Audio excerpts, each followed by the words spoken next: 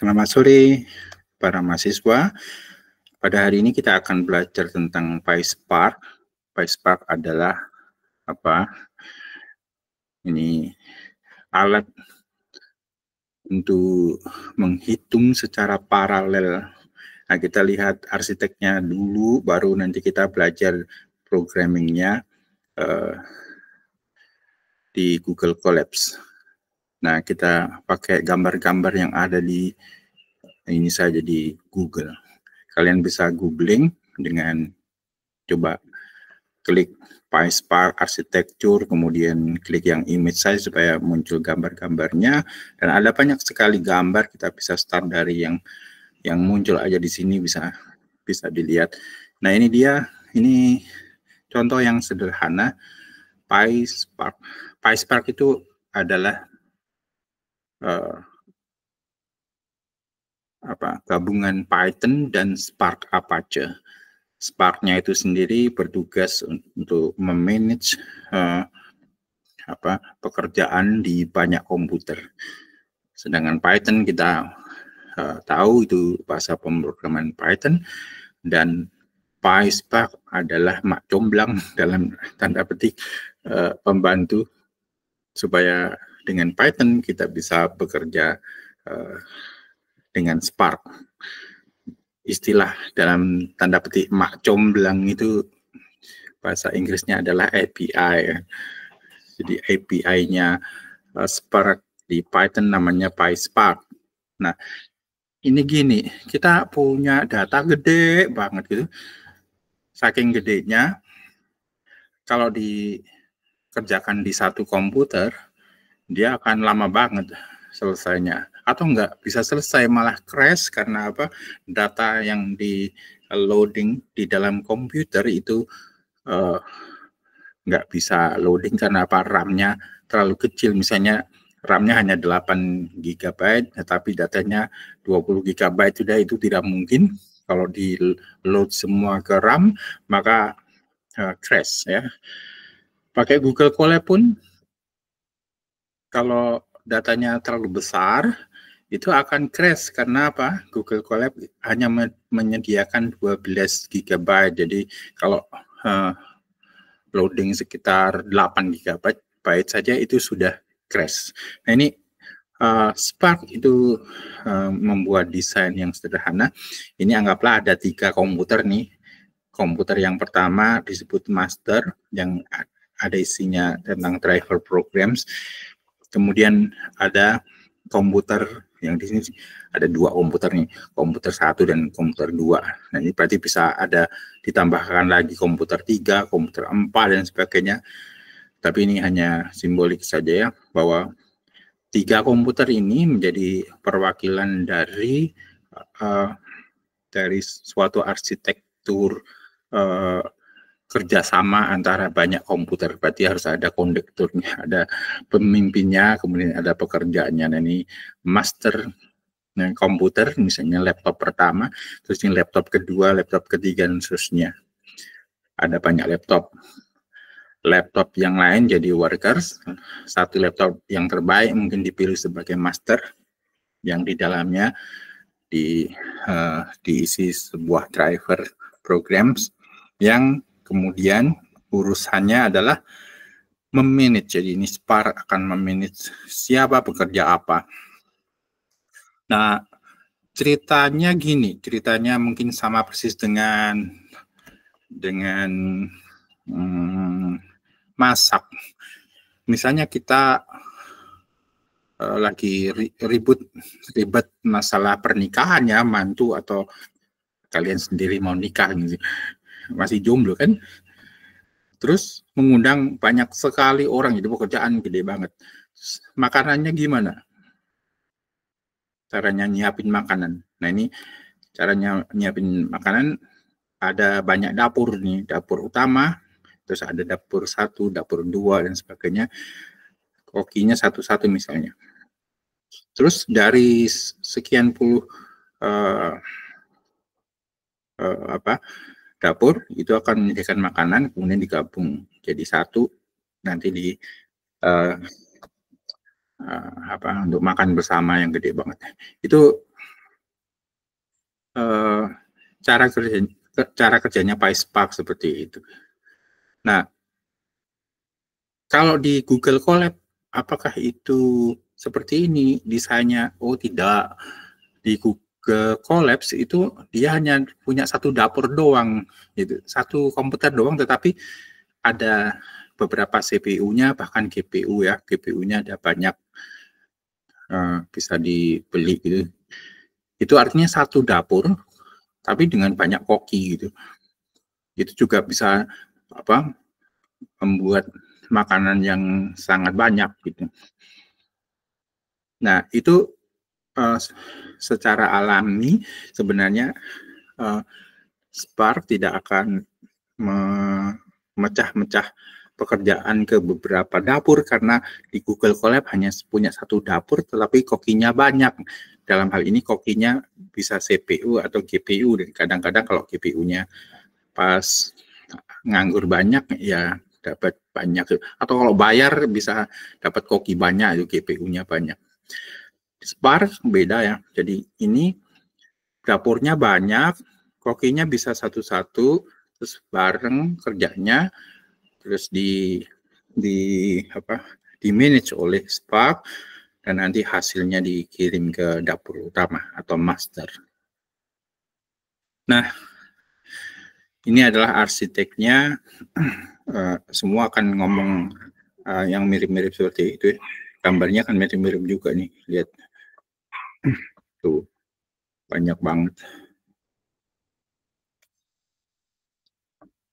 Nah, apakah kita bisa belajar Spark di hanya satu dapur, atau istilahnya bukan dapur sih, kalau dapur untuk makan, untuk memasak, tapi dalam hal ini adalah node komputer ini. Makanya ini namanya worker nodes. Jadi ini node ini yang sebelah sini dapur utama disebut sebagai master node, yang ini worker node dan sebagainya. Jadi satu node itu sebenarnya diwakili oleh satu komputer.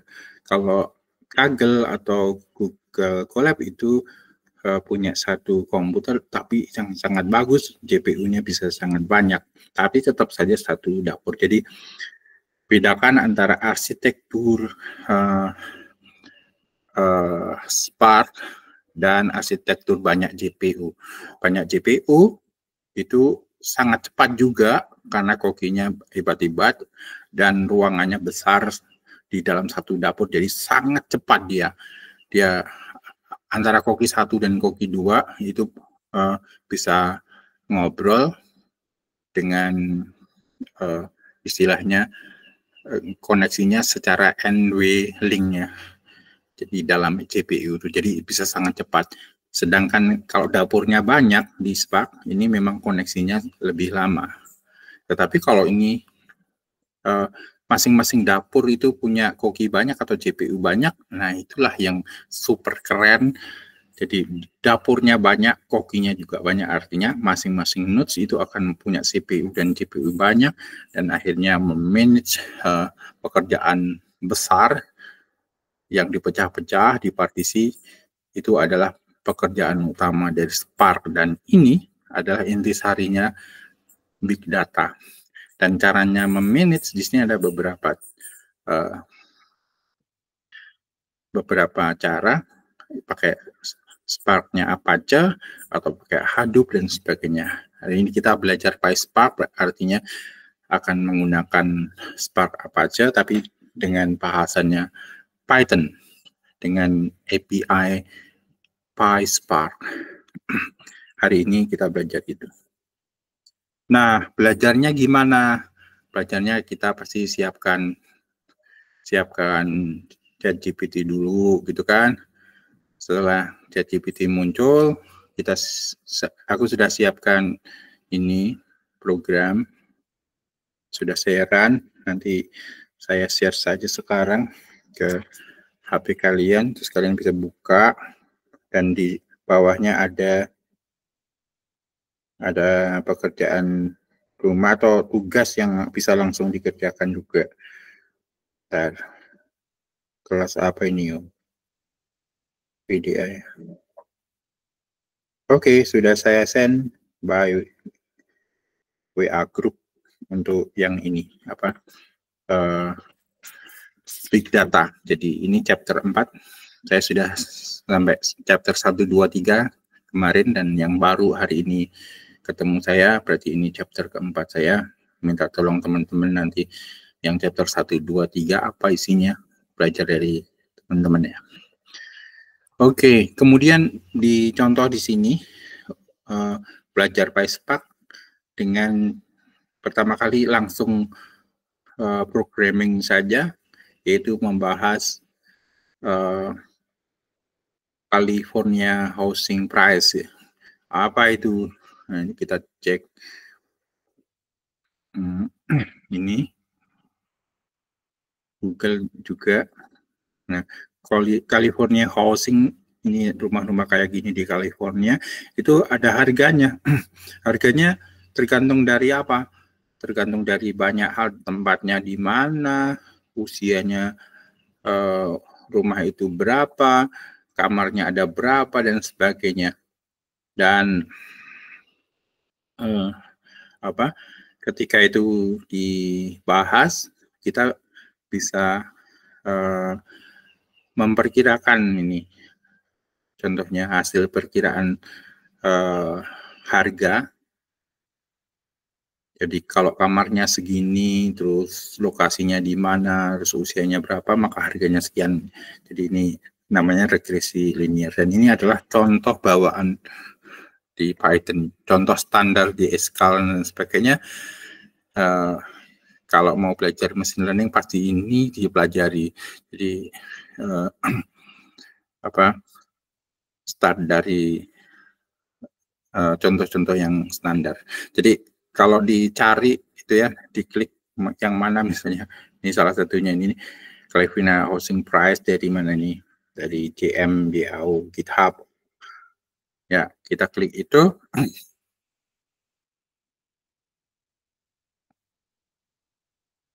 Oke. So ini sudah selesai dia buat ya, dan bisa belajar di sini. Jadi mereka punya datanya ada longitude-nya, ada latitude-nya, berarti lokasi rumah itu, kemudian umurnya, kemudian jumlah kamar tidur, terus populasi itu mungkin populasi orang di sekitar situ, households, terus median income berarti pendapatan, median house value berarti ini harga, dan lain-lainnya. Oke, berarti harga apakah tergantung dari semuanya. Nah, terus di sini sudah dibuatkan program, jadi kalian tinggal copy paste aja ini ke Google Colab, nanti akan muncul. Nah, terus datanya nggak perlu dari sini, tapi bisa dari Escalon. Terus ini contohnya datanya kayak apa, terus statistiknya muncul, terus histogramnya dilihat dulu, biasanya histogramnya dilihat datanya kacau balau atau tidak. Ini kelihatan banyak data-data yang mungkin menjadi outlier seperti ini, misalnya housing median age gitu. Ini ternyata ada satu puncak di sini sendirian. Nah, biasanya kita mencari data yang bentuknya gunung ya, nggak ada yang sendirian begini. Jadi seperti ini mungkin kita keluarkan dari data dan sebagainya. Nah, yang lain, nah ini juga ya, ada pertama kali harus dilihat dulu bagaimana distribusi dari data tersebut, kemudian baru melakukan pembersihan data misalnya, atau mengkonversi data yang masih string dibuat numerik dan lain sebagainya. Jadi di sini dikasih contoh banyak. Kemudian data tersebut biasanya dipisah menjadi training data sama test data. Kemudian juga ada pemisahan secara sebanding antara masing-masing bagian, pakai stratified shuffle split, dan seterusnya. Terus dia akan membuat regresi linear di sini. Regresi linearnya pakai cara apa ini? Masih di bawah. Regresi linearnya pakai mana belum muncul. Masih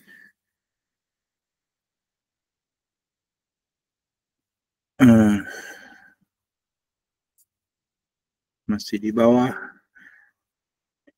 Ini missing data di ambil dulu.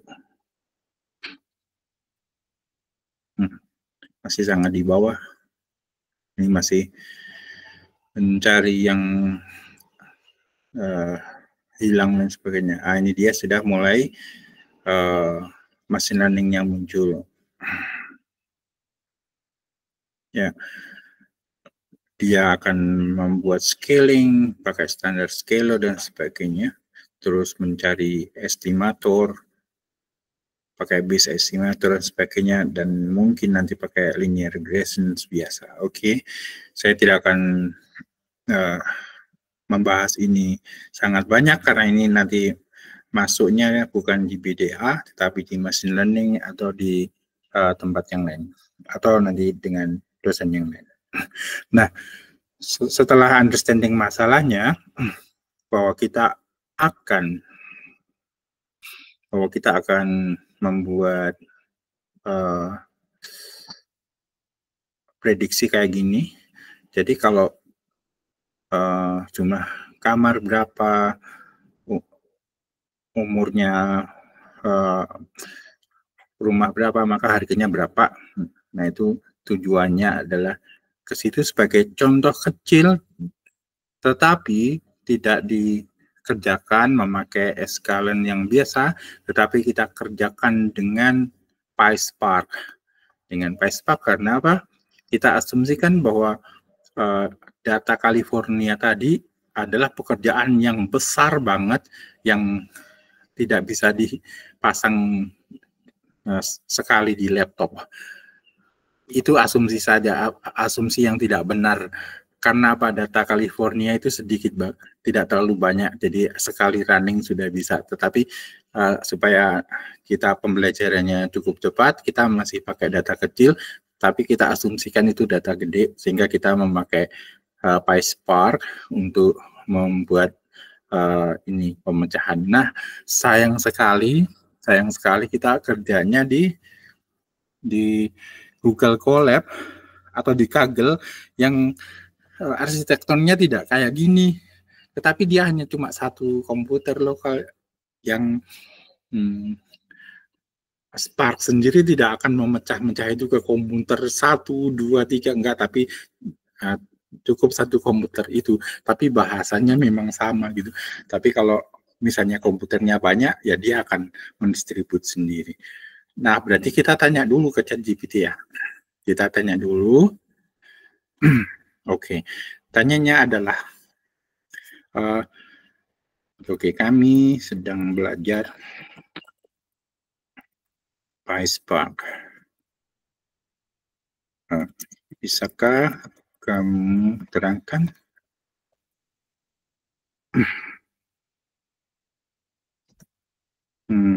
gunanya?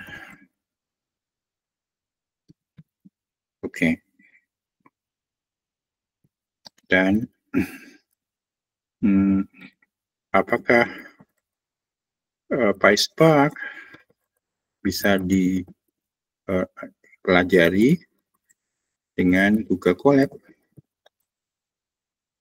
Oke, kita bertanya yang sederhana dulu ya. Kami sedang belajar PySpark.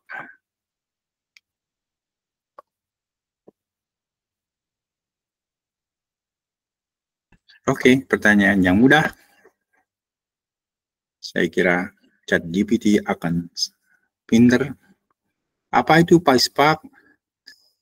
PySpark adalah API. Tadi saya sebut sebagai mak comblang antar muka. Jadi antar muka itu atau interface itu adalah mak comblang. Kalau kalian menikah kamu orang Batak menikah sama orang Ambon, nggak bisa bahasa Indonesia tapi bisanya bahasa daerah semua, maka kamu butuh seorang mak comblang yang bisa bahasa Batak dan bahasa Ambon. Itu namanya adalah API, oke? So dia bisa memproses data sangat besar, kecepatannya tinggi di banyak komputer, oke? Jadi PySpark itu adalah Spark-nya Apache ditambah Python. Nah, oke. So apa gunanya? Yaitu mengolah data big data, menganalisis dengan machine learning, karena di dalam PySpark ada modul-modul ya SQL ini untuk database dan juga untuk membuat sessions pakai ini. Kemudian ML, machine learning, berarti ada banyak metode machine learning di situ. Kemudian ada streaming juga, misalnya menerima data yang real time dari sensor dan sebagainya. Kemudian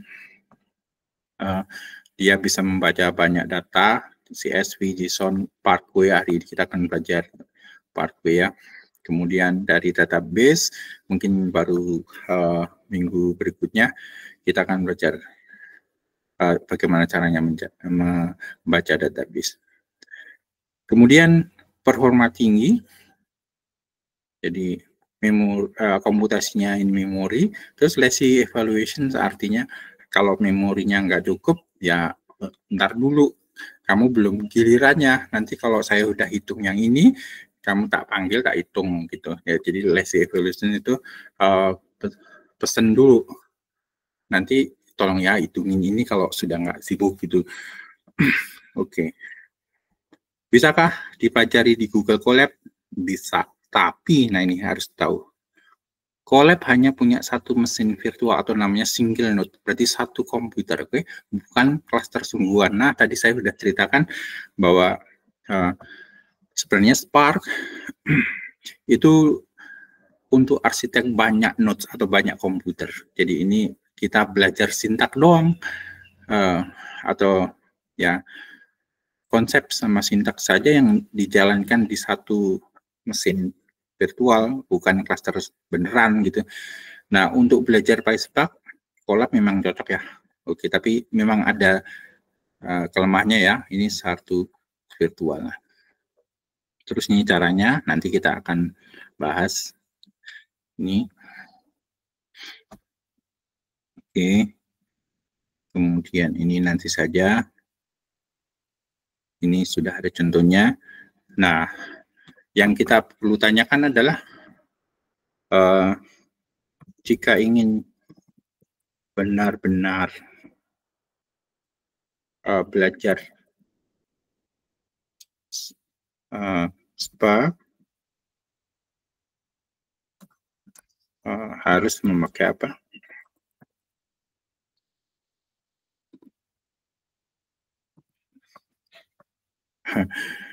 Saya tahu jawabnya, misalnya break, atau biarkan dia jawab ya. Jika ingin benar-benar belajar Spark, berarti ini pemakai multi-nodes. Harus pakai apa? Cari yang gratis.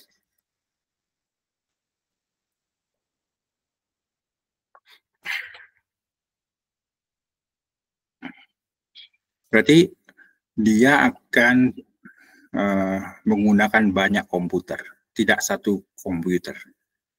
Ya. Jadi Spark yang beneran itu harus banyak komputer.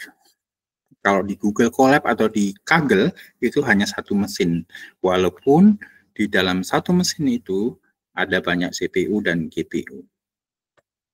Nah, ini bagus nih, cluster lokal sendiri satu komputer.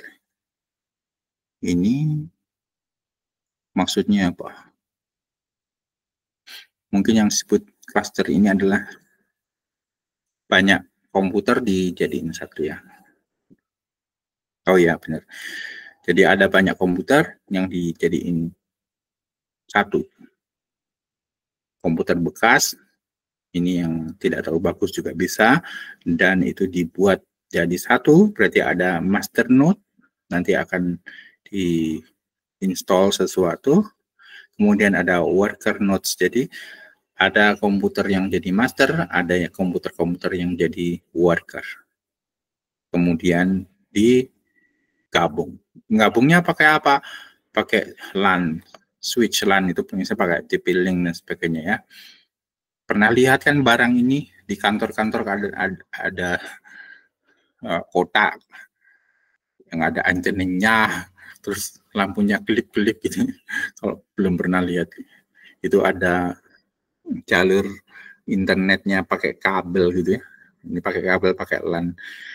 Bisa juga pakai WiFi, tapi lebih lambat. Jadi beli kabel, misalnya pakai TP-Link itu, saya lupa jalurnya ada 4 atau 6 ya.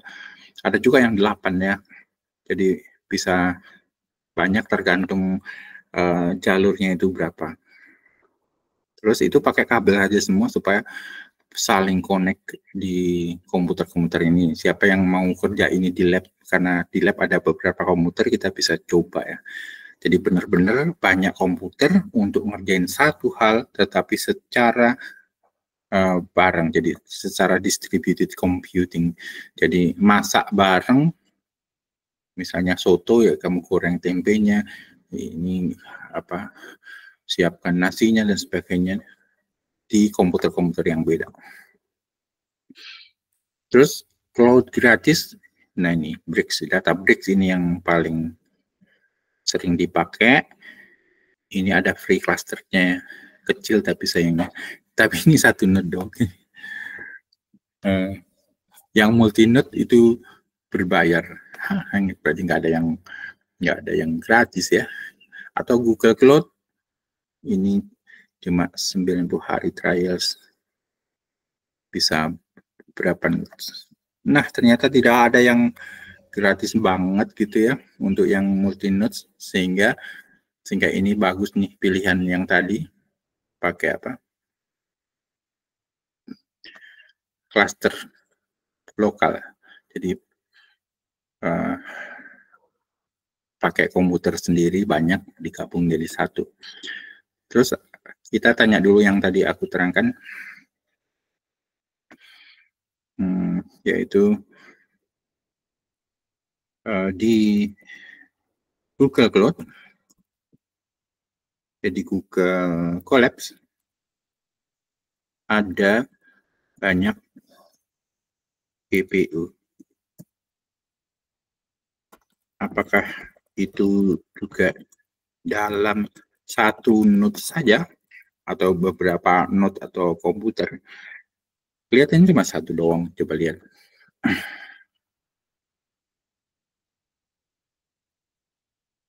Ya. Jadi sangat penting untuk memahami perbedaan GPU dan multi nodes. Jadi itu hal yang beda, oke? Nah, pertanyaannya apakah yang di Google Colab yang banyak GPU itu hanya satu node? Oh, pertanyaannya iya, di Google Colab semua GPU itu tetap berada dalam satu node saja. Artinya satu dapur dengan banyak koki. Jadi kokinya itu namanya GPU. Kokinya GPU 1, GPU 2 dan sebagainya. Ada banyak, mereka kumpul di dalam satu dapur. Nah, sedangkan di Spark apa? Node di Spark itu komputernya beda gitu. Jadi ada beberapa komponen, yaitu master yang di situ ada driver node-nya. Jadi ini yang mengatur, membagi tugas ya. Worker node itu yang menjalankan tugas kecil, goreng tempe, menanak nasi dan sebagainya. Terus cluster berarti ini kumpulan dari ini antara master sama workernya. Jadi beda sama Google Colab. Kalau Google Colab satu komputer gitu aja, tapi banyak koki. Sedangkan ini bisa banyak dapur, masing-masing satu koki doang, tidak apa. Nah, ini apa?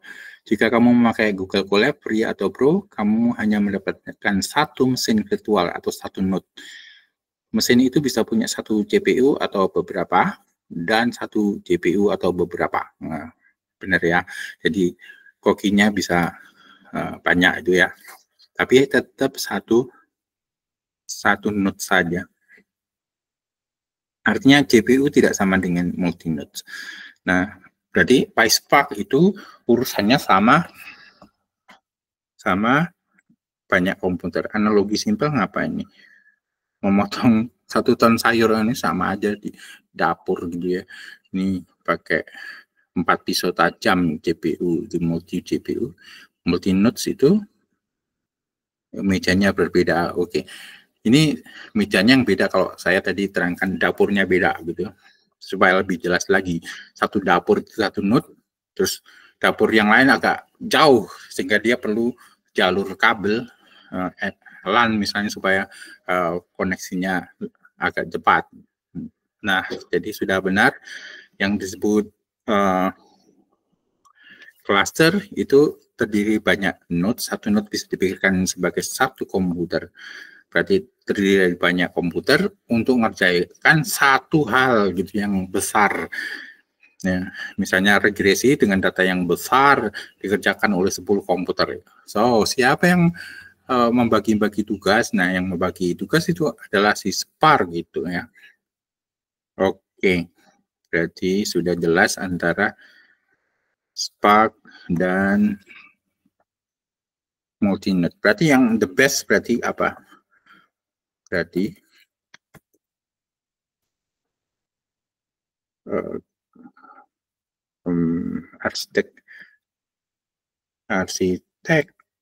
arsitektur yang paling bagus adalah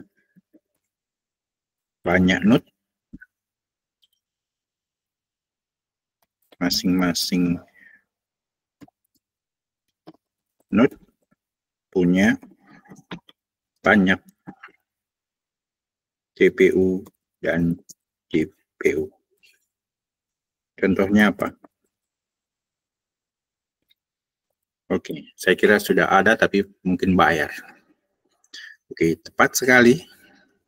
Jadi arsitektur dari komputasi modern itu cluster dengan banyak node, dan setiap node punya banyak CPU dan atau GPU. Jadi masing-masing dapur punya koki yang banyak kemudian disatukan, maka ini akan menjadi high performance distributed computing. Nah, siapa yang menggunakan? Ternyata memang ini dari Google, OpenAI, Netflix dan sebagainya. Ya, ini strukturnya. Dia nggak ngasih tahu ya yang perusahaan-perusahaan besar lain. Oh, ini ada. Contoh nyata dari dunia industri ini apa saja?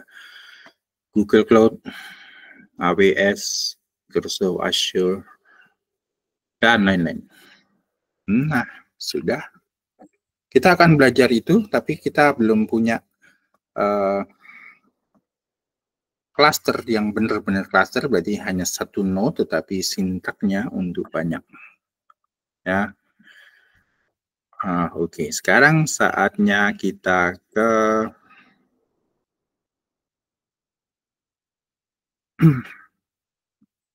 Google Colabs yang sudah saya siapkan. Kalian bisa save dengan nama lain, kemudian run kecil-kecil. Kita akan belajar, yaitu pertama kali secara cepat adalah regresi linear, terus baru di bawah pelan-pelan mengerti PySpark. Pertama kali install PySpark dulu, begini. Setelah diinstal, terus import yang diperlukan. Pertama kali perlu Spark Sessions ya. Ini untuk membuat sesi untuk dibagi-bagi sebenarnya. Spark Sessions-nya namanya apa, terus ada GPU, ada node di mana dan sebagainya. Kemudian yang ML di sini, machine learning di sini, ini untuk machine learning-nya ya. Ada yang namanya vector assembler, nanti diterangkan di bawah. Ini ada regresi linear, regresi evaluator dan sebagainya. Terus datanya kita ambil dari Escalon. Itu data tentang California housing yang tadi ada gambarnya di Google, itu kita ambil dari sini. Nah, terus Pandas itu kayak Excel untuk mengambil data dan memperlihatkan. Nah, sebenarnya untuk big data sendiri kita nggak butuh ini. Import Pandas SPD itu jika datanya kecil. Kalau datanya gede banget, ini nggak bakalan jalan. Import Pandas SPD, kemudian Pandasnya itu untuk read data yang gede banget, itu nggak bisa. Karena apa? Pandas itu akan menyimpan dalam RAM. Tapi RAM kita tahu sangat kecil. Ini kalau kita connecting.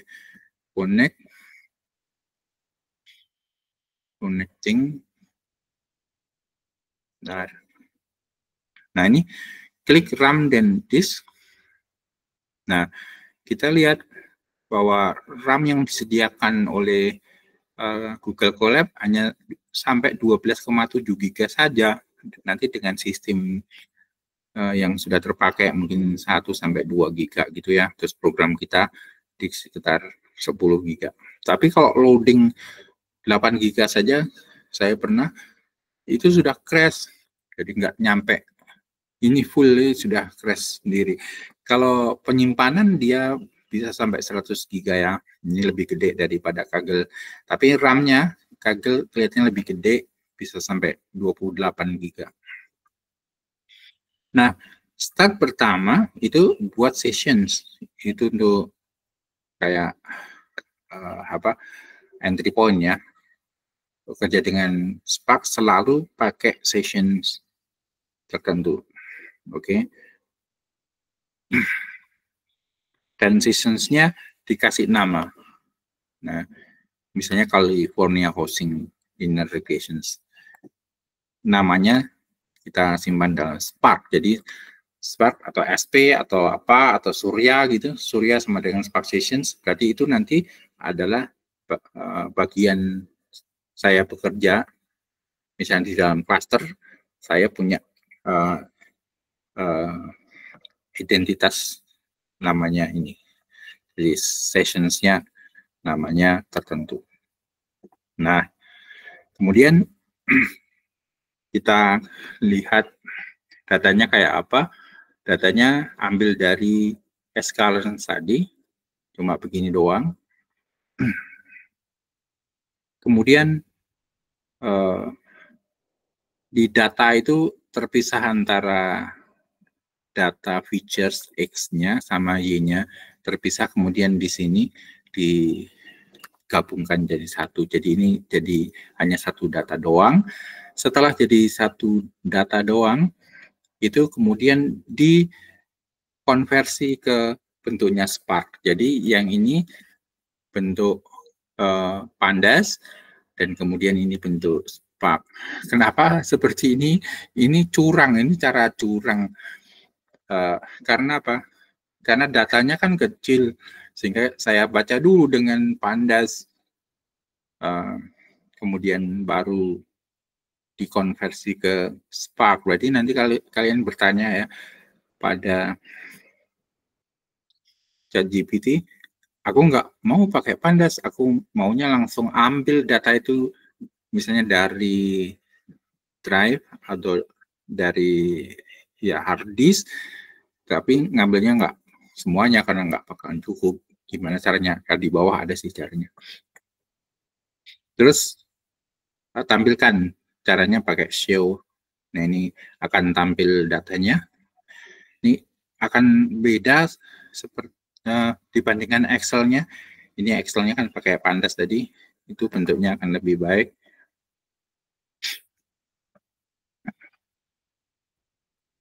Mana tadi?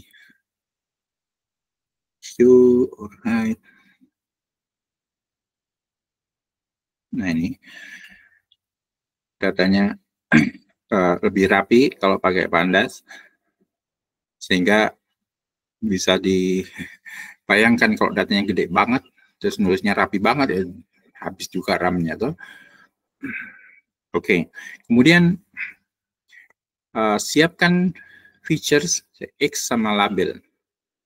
Jadi pakai vector assembler itu menyiapkannya gimana? Menggabungkan seluruh X menjadi satu features. Jadi ini misalnya ada X1, X2, dan sebagainya. Terus ini digabung menjadi satu kolom saja. Jadi ini kita buat ya. Semua kolom features itu namanya ada features name. Terus data X tadi akan digabung. Caranya gabung pakai vector assembler. Nah, ini dia. Jadi di data di atas Excel-nya itu ada kolom medium income, house age, ada average rooms, average bedrooms, dan selanjutnya. Ini adalah Excel dalam bentuk pandas ya tadi ya. Ada angkanya ke bawah. Ini kolom-kolomnya itu. Nah, dalam bentuk Spark, ini nggak boleh banyak kolom. Ini harus jadiin satu kolom. Nah, satu kolom namanya apa? Ini dia. Output calls-nya namanya features. Sehingga mereka semua, ini kolom-kolom ini dijadiin satu oleh assembler tadi, vector assembler. Jadinya kayak gini. Nah, ini berarti satu kolom features, isinya ini dia, sudah gabungan. Jadi ini adalah list medium income dan seterusnya sampai data terakhir latitude longitude. Ini menjadi sampel pertama, sampel kedua, dan seterusnya ke bawah. Jadi features hanya satu kolom, kemudian target ini adalah harga dalam mungkin $1.000 kali ya, kalikan 1.000. Nah, berarti caranya baca gimana? Ini tadi apa? Kalau medium income-nya segini, house age-nya segini, dan seterusnya, maka harganya $4.526. Kalikan 1.000, kalikan 100.000 nanti dicek ya. Kalau cuma 4.000 dapat rumah ya kita bisa beli ya. Mestinya kalikan 100.000.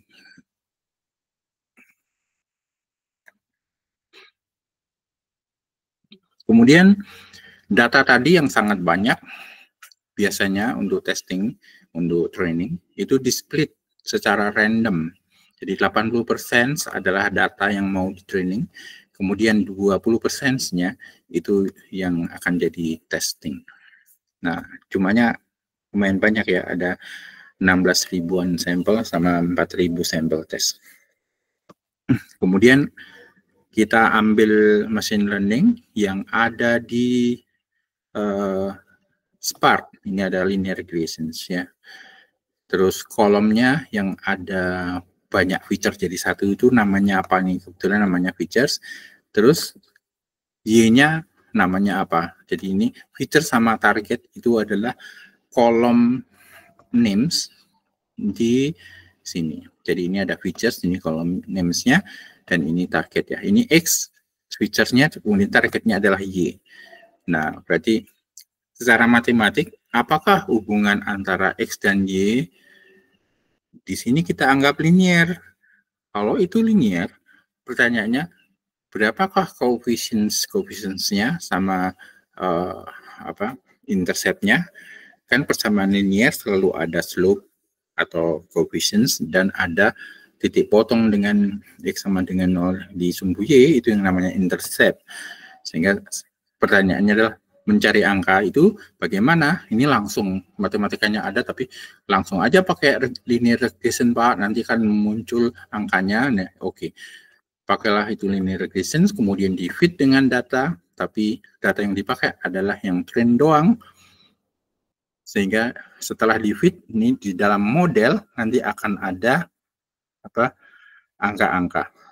Nah, untuk memprediksi tinggal transform test data untuk mencari nilai-nilai misalnya standar deviasi dan sebagainya, atau ini RMSE, kemudian R-square, pakai evaluator ya. Oke, ketemu kayak gini. Ketemunya ini dia. 0,4 itu berarti bobotnya medium income. 0,4 bagian. ini apa selanjutnya apa dan seterusnya. Intercept-nya ada di situ, terus RMSE-nya besar. R2-nya termasuk gede. Jadi ini termasuk jelek ya. Ya, kita lihat lumayan jelek karena apa? Di data juga berantakan kalau kita lihat. Kalau kita lihat ini ya, tuh titiknya kan berantakan banget ya. Berarti R-nya itu pasti jauh dari nilai 1. Kalau 1 itu persis di titik merah itu. Jadi prediksinya benar-benar sangat persis. Itu R kuadratnya 1. Nah, kalau sedikit menyebar gini, ya dia akan kurang dari 1. Kalau miringnya kebalik, dia akan negatif ya. Kalau miringnya terbalik dari atas ke bawah, kebalik, tapi sangat perfect itu -1. Oke. Terus hasil prediksinya bisa di select ya. Jadi predictions-nya tadi kan sudah dihitung model transform dari data test ya. Kemudian select apa yang mau dilihat, apa feature sama target sama predictions. Nah, misalnya ini jadinya. Nah, kita pengen lihat harusnya ini target kan 5, tapi ininya 0,8. Oh, tidak sesuai. Ini 0,9, ini 1 ya, lumayan. Ini 3,5, ini 1. Jadi ini masih jelek. Karena datanya mungkin berantakan atau metode regresi linearnya kurang pas, sehingga mesin learning-nya ditingkatkan nantinya, tidak hanya pakai cara biasa, tetapi misalnya pakai neural network, pakai deep learning, atau pakai ya yang seperti tree itu, random forest tree dan sebagainya. Oke, setelah itu bekerja, jangan lupa stop Spark. Jadi tutuplah dapurmu, bersih-bersih dulu supaya nanti kalau ada pekerjaan yang lain, dapurnya udah bersih, jadi nggak menyimpan sesuatu di memori, jadi nanti memberati sistemnya. Jadi di stop gitu, sudah bersih. Nah, ini adalah cara sepintas untuk melakukan machine learning dengan Spark. Oke, ini ada catatan. Di Colab itu berjalan di single node mode, tidak terlalu cocok ya. Harusnya dijalankan di cluster ya. Misalnya tadi, contoh-contoh tadi, tapi nggak ada yang gratis. Sayangnya itu. Sehingga harus membuat sendiri paling tidak dengan 2 komputer. Kalau dengan 2 komputer itu, nggak usah pakai tailing ya. Kita coba tanyakan ke ChatGPT lagi.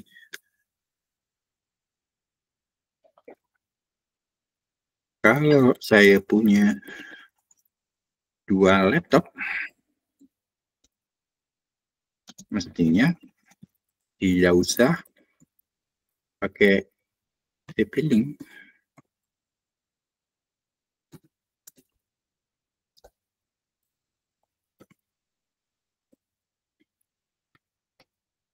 Cukup pakai kabel internet ya, yang dihubungkan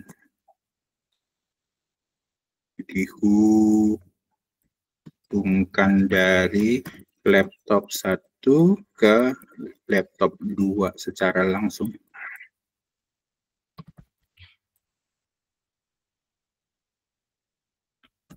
Oke, kita tanyakan. Jadi kalau cuma 2 laptop doang, 1 master, 1 warga, ya, pertanyaan yang sangat bagus dan praktis sekali.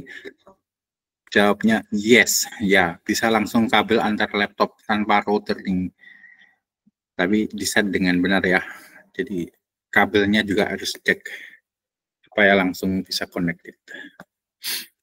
Oke, pakai 1 kabel doang bisa ping antar laptop 1 sama laptop 2, maka Spark-nya bisa jalan itu satu ada mode cluster, satu mode master dan satu mode worker. Nah, ini jenis kabelnya yang satu kabel itu kan ada dua nih, cross atau stretch. Yang dibutuhkan adalah apa? Kalau dulu crossover, yang sekarang laptop modern apa? Oh, sudah auto ya. Otomatis sesuai dengan jenis ini. Oke. Jadi yang cukup kabel biasa. Semoga laptopnya yang laptop baru. Kalau laptop lama berarti carilah kabel yang crossover. Jadi antara TX sama RX dibalik gitu. Jadi bisa tanya ke FT atau ke Elektron, atau kita buat sendiri di lab. Oke, ini pengaturan IP dan sebagainya. Oke, itu nanti kita kembali ke ini dulu. Ya, selanjutnya. Nah, setelah satu contoh tadi California housing price kita selesaikan, nah kita kembali lagi apa itu Spark, tadi sudah kita bahas ya. Kemudian modulnya yang ada di Spark apa, ini ada SQL, ada ML, MLib itu yang dulu, ML yang baru, sekarang ML doang. Jadi yang MLib itu tidak usah dibahas karena ini versi lama ya. Streaming Grabs, nah ini ada RDD atau Resilient Distributed Datasets, nanti kita belajar pelan-pelan. Di Hadoop sangat ribet, di Spark kita langsung jalanin. Nah, cara kerja itu ada driver program berarti di master, terus ada Spark Context, kemudian ada RDD, ada Customer Manager dan sebagainya. Ini nanti dibaca, tapi saya copy paste contoh yang dari Geek4Geek tadi saya tulis di atas apa referensinya dari mana. Ini misalnya menghitung jumlah kata gitu ya. PySpark Mix Big Data Processing Fast and Easy, berarti ini ada berapa kata sih? PySpark ada satu kata, Max ada satu kata, Big ada satu kata. Dan caranya gimana? Selalu bikin konteks. Spark konteks ini lokal karena hanya satu node ya. Kemudian judulnya apa terserah, terus tag-nya itu, kemudian misalnya, nah ini resilience datanya kita paralelkan ya. Nah ini kalau komputernya banyak, mestinya dia yang urus ini, kita nggak peduli siapa mau kerja yang di mana, nggak peduli, tapi dia sudah urus sendiri. Kemudian dia ini ada matematiknya gitu, misalnya mencari masing-masing kata itu jumlahnya berapa, ini caranya gini gitu ya. Nanti dipelajari sintaks-sintaks ini. Kemudian baru print hasilnya. Setelah print hasil selesai, jangan lupa membersihkan dapur kita. Jadi misalnya SC.stop. Nah, ini hasil dari print out. PySpark ada satu kata, Mix ada satu kata, Big ada satu, dan seterusnya. Oke. Jadi driver program yang tadi itu berperan sebagai pengendali utama. Spark Context itu menghubungkan driver dengan sistem Spark. Nah, kalau GPU lokal tadi modenya lokal saja. Kemudian RDD itu struktur data Spark. Datanya dibagi menjadi partisi ya. Ini kalau datanya gede maka RDD yang mempartisinya. Kemudian ada matematik, transformasi, bebas ini mau ngapain. Ini collect juga mengumpulkan ya. Jadi dapurnya banyak terus di collect, gabung jadi satu, terus hasil akhir. Nah, lanjut membaca data CSV. Ya. Sayangnya nggak bisa langsung dari internet, harus disimpan dulu secara lokal. Jadi ini pertama kali misalnya mau membaca data CSV, buatlah sessions dulu. Aplikasi ini namanya terserah, terus mengunduh data dari internet itu biasanya pakai .wicket gitu ya. Terus ini akan terdownload, namanya apa? Jadi outputnya ini namanya sample.csv, terus source-nya ini iris CSV-nya. Ini akan mendownload. Setelah terdownload, dia langsung read CSV dari nama file tadi. Terus muncul. Nah, terus tampilkan data, ini dia. Datanya muncul. Nah, kalau mau dicek struktur datanya pakai print schema, berarti akan ada berapa kolom. Ada 5 kolom, semuanya terisi ya. Double, dan string. Nah, kemudian kalau menampilkan jumlah baris itu pakai count, menampilkan kolom spesifik pakai show berapa baris, dan seterusnya. Mengelompokkan data pakai group by, jadi istilah-istilah di sini mirip di Excel ya. Di group spesiesnya, terus di averaging, terus muncul kayak gini. Oke, dan terusnya.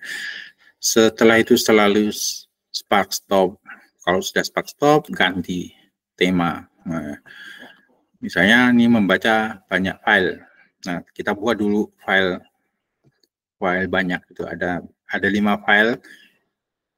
Kita tulis di situ secara random saja isinya, mah terserah. Isinya cuma 3 kolom. Terus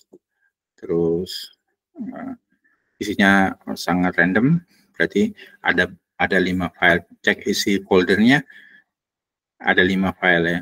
Terus kita buka pakai Spark, selalu Spark Sessions di open, kemudian baca semua itu read all, jadi pakai bintang CSV, nanti dia akan melihat seluruhnya.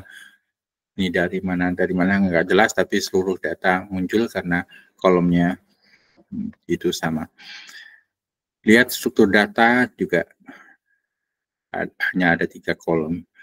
Nah, ini cara operasi yang lain. Kalau mau tampilin cuma 1, ya bisa sih. Jadi hanya tampilkan ini doang gitu misalnya. Salah satu itu berarti tidak pakai bintang, tapi namanya file yang mana. Oke.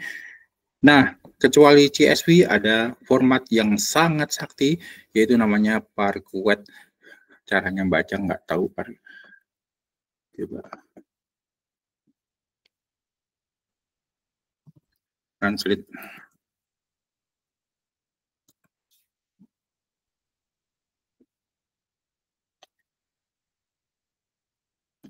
Parquet ini apa? English detect. Terus kalau di Parquet lagi. Parquet.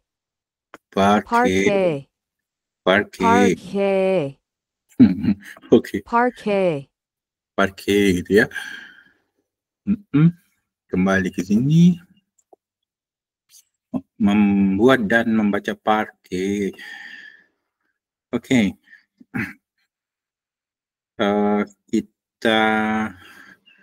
Kita ambil dulu data, sebuah data yang tadi, misalnya California housing tadi, kita ambil, kemudian kita simpan dalam bentuk Parquet. Caranya gimana? Oke. Buat Spark Sessions, kemudian ambil datanya, kemudian ini masih pandas ya. Pandasnya kelihatan seperti itu. Terus konversi ke data frames, berarti create data frame dari Spark, terus ini pandasnya atau Excel-nya. Terus dilihat, oh jadinya kayak gini, seperti tadi. Terus simpan. Nah, simpan dengan partisi itu ada banyak cara. Kalian nanti tanya ChatGPT, kalau nyimpennya misalnya 10-10 gimana, nggak peduli grup apa gitu. Kalau ini kita pakai age group ya, jadi usia rumah tadi digrupkan gitu, di rounding, terus baru di ini dibagi-bagi dalam age group. Ini caranya mempartisi, kemudian write. Nah, berarti dia akan menulis data yang gede tadi, ditulis dipecah-pecah menjadi banyak file. Jadi caranya ngecek nama filenya itu pakai ini .ls California Parquet, karena tadi kita menyimpan parquet-nya di direktori California Parquet. Berarti direktori California Parquet isinya apa? Pakai tanda pendung ls California Parquet, terus ini lihat. Berarti satu file yang anggaplah itu besar, kemudian dipecah-pecah gitu. Caranya memecah ada banyak cara, tanyalah ke ChatGPT. Kalau mecahnya sama persis, ukurannya gimana, misalnya dibagi 10 partisi saja gimana, dan seterusnya. Ya, kemudian baca Parquet itu langsung baca bukan nama filenya tapi nama foldernya. Jadi baca Parquet dari folder tertentu, terus cek isinya, langsung kembali semua. Nah, bayangkan bahwa ini akan sangat banyak, filenya sangat banyak. File ini ada ribuan gitu atau jutaan gitu. Ketika kita read, dia tidak akan read semuanya. Lazy computation, jadi tergantung RAM, tergantung kebutuhan mana yang mau dihitung, itu yang diambil. Nah, itu bagusnya Spark, lazy computationsnya jalan. Bisa juga read sebuah grup ya, sesuai dengan namanya tadi. Nanti muncul grupnya saja. Terus jumlah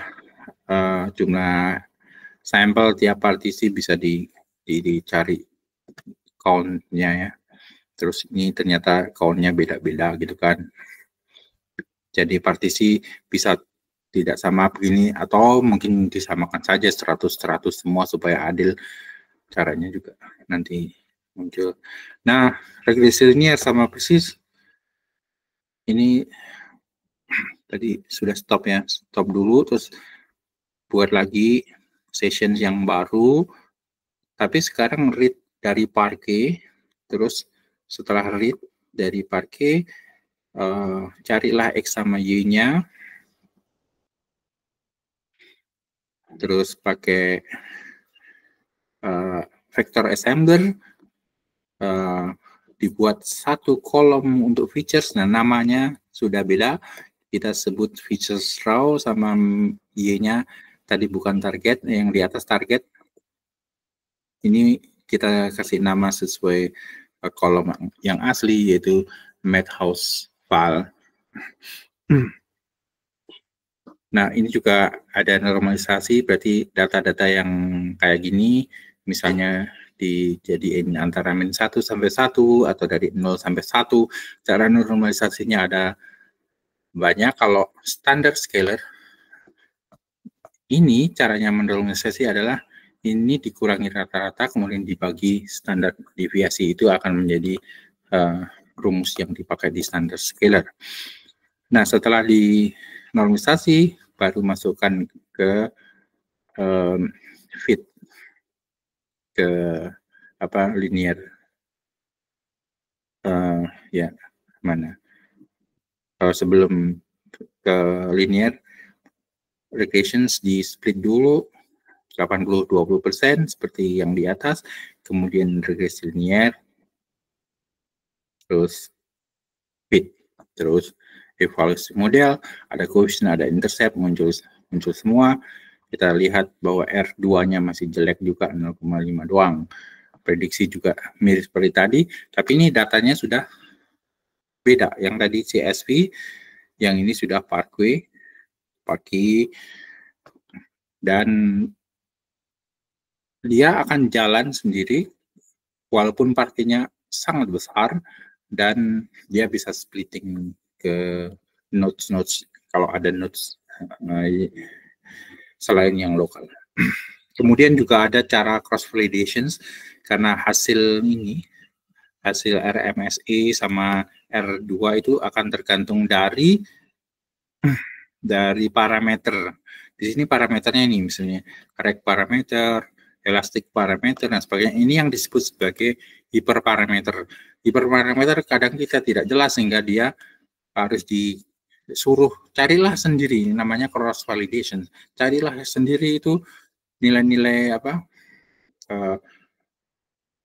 namanya hiperparameternya berapa, ini caranya seperti ini ya, dipelajari ya.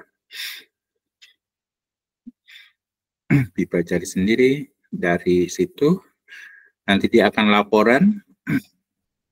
Cara yang terbaik adalah memakai ini misalnya rek param 0,1, elastik net paramnya 0,5. Oke, tapi ini tetap saja ada sesuatu yang aneh. Oke, tapi kalau kita lihat hasilnya ya masih aneh juga. Berarti linear regression-nya tidak sangat sakti dan kita memang perlu harus belajar neural network dan yang lain-lain. Nah, untuk kuliah selanjutnya itu kita akan belajar menangani data dari database. Jadi sumber big data itu biasanya dalam database ya, bisa dari MySQL, dari PostgreSQL, dan lain-lain yang gede-gede banget. Jadi kita akan belajar bagaimana PySpark itu membaca ini. Biasanya mereka membutuhkan ini JDBC itu Java Database, kayaknya apa? Connection kalau nggak salah. Ya, jadi dari MySQL kemudian di-convert dengan JDBC supaya bisa masuk ke bahasanya Spark. Nah, setiap database ini selalu butuh ini pembantu Java Database Connection kalau nggak salah C-nya. Dan lain-lainnya. Streaming data, misalnya pakai MQTT, yang kemarin kita ikut lomba hackathon itu pakai MQTT, tapi karena datanya kecil nggak pakai Spark, pakai biasa saja. Tapi nanti kita coba kalau pakai Spark apa yang terjadi. Oke, sampai situ. Kemudian kalian punya tugas regresi linear, tapi datanya adalah data Titanic. Datanya dari sini. Terus carilah regresi linearnya. Ini apa tujuannya. Dan semua langkah sudah ada di atas. Jadi ini cuma datanya aja yang beda. Kemudian kirim hasil ke email saya. Begitu saudara-saudara. Stop sharing, kemudian stop